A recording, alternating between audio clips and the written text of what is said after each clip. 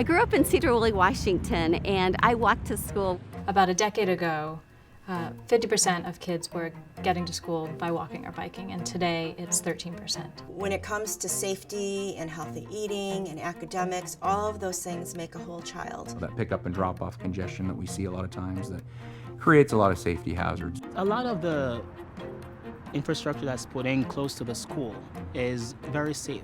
But when you go outside the perimeters of the school, then it's almost like no one worries about it. In a lot of the communities that we're at, people don't have the choice to walk or bike or use any active mode of transportation.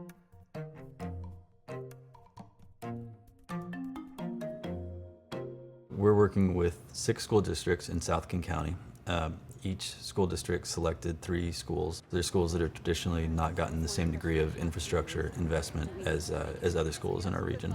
The work we're doing at CPPW and the work that Feet First is doing, the Bicycle Alliance of Washington is doing, is that we're hoping to increase physical activity in children, primarily elementary school children.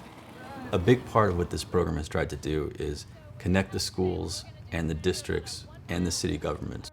One of the biggest priorities that comes out of it is that cities are increasingly looking for a healthy community, and the schools are also looking for healthy students. Starting tomorrow on Thursday, we're going to begin our Walk to School Thursdays program. My vision is to incorporate a walk to school program. We are doing this by having one day a week where we designate for students to be able to walk to school as a group. We want to make sure that our streets are appropriate for walkers, for bikers, and for cars, and for transit, for everyone.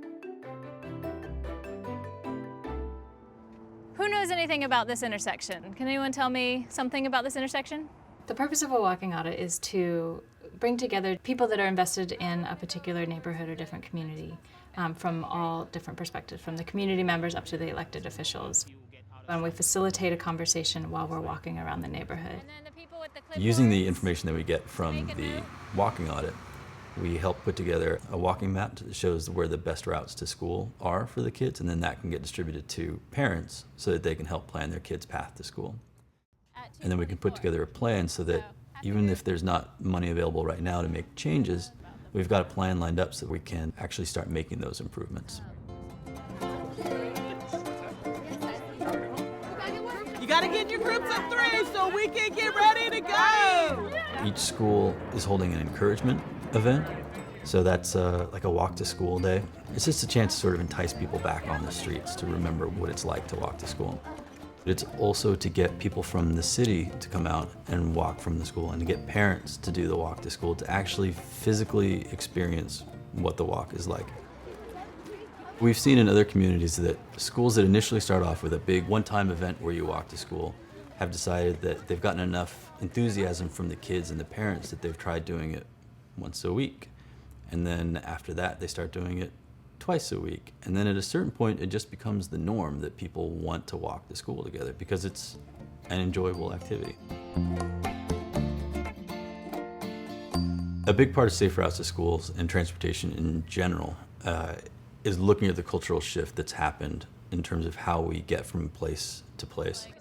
As soon as you start walking around, you get out of your car, you can immediately start understanding, oh, this isn't designed for me anymore. This is designed for me in my car, and there's a real difference. Walking down here.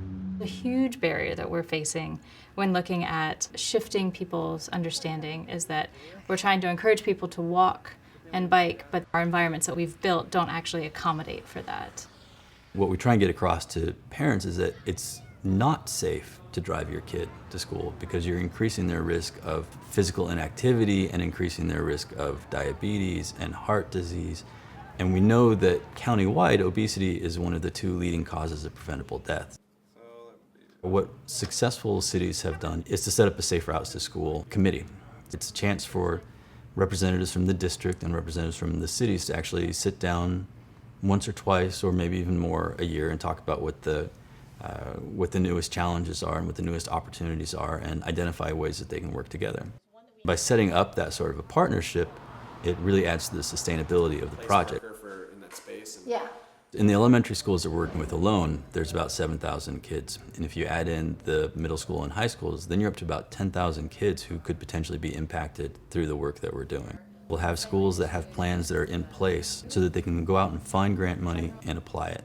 We'll have teachers across the county who've been trained on the best ways to teach their kids to be safer as they walk and bike to school. We'll have reached out to parents to help them know the tools to reinforce those lessons that the PE teachers are giving. And we'll have really made some strong connections between the city and the county, because it's an effort that really spans sectors. Okay.